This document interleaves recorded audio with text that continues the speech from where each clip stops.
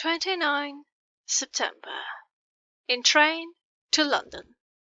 When I received Mr. Billington's courteous message that he would give me any information in his power, I thought it best to go down to Whitby and make, on the spot, such inquiries as I wanted. It was now my object to trace that horrid cargo of the Count's to its place in London. Later, we may be able to deal with it. Billington, Jr., a nice lad, met me at the station and brought me to his father's house, where they had decided that I must stay the night.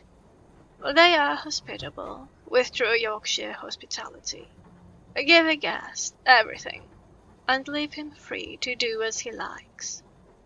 They all knew that I was busy, and that my stay was short, and Mr. Billington had read in his office all the papers concerning the consignment of boxes.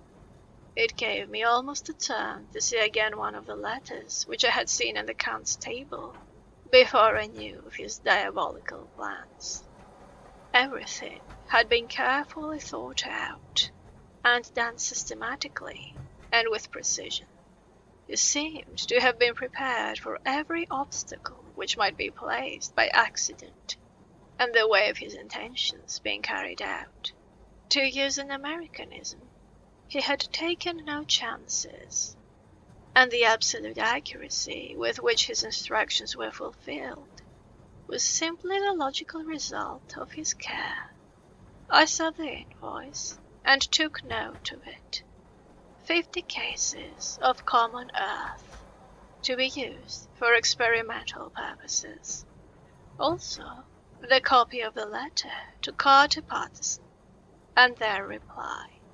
Of both of these, I got copies.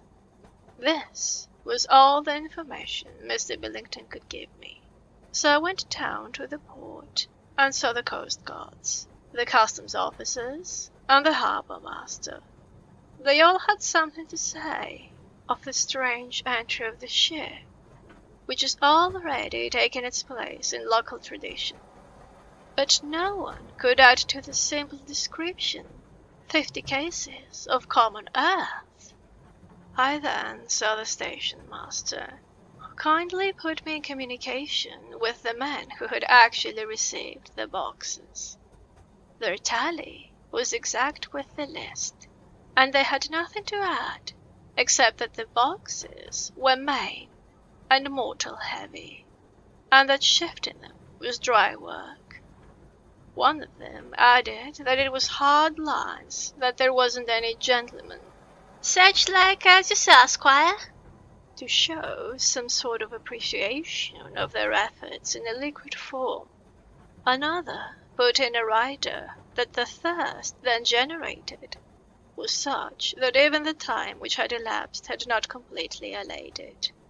Needless to add, I took care before leaving to lift, forever and adequately, this source of reproach.